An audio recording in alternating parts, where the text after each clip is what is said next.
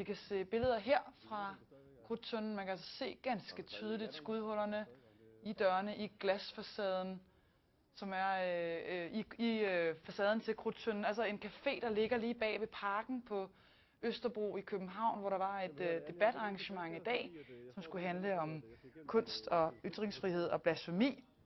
Vi ved, der var indtil flere kunstnere til stede. Det var arrangeret af Lars Vilks-komiteen, og den franske ambassadør i Danmark var blandt andet til stede. Alle kunstnerne skulle som sagt være udskatte og være sluppet derfra igen. Og nu skal vi ud til Krudttønden. Vi har Palle Poulsen, TV2-reporter, med derude fra. Palle, 2 folk blev bragt ud på Borre her, mens vi har stået her. Og lad mig se, de sidste ambulancer er kørt væk, så vidt jeg lige kan se. Men da vi ankom til stedet, der var der 5 ambulancer, og så var der 2 lægeambulancer.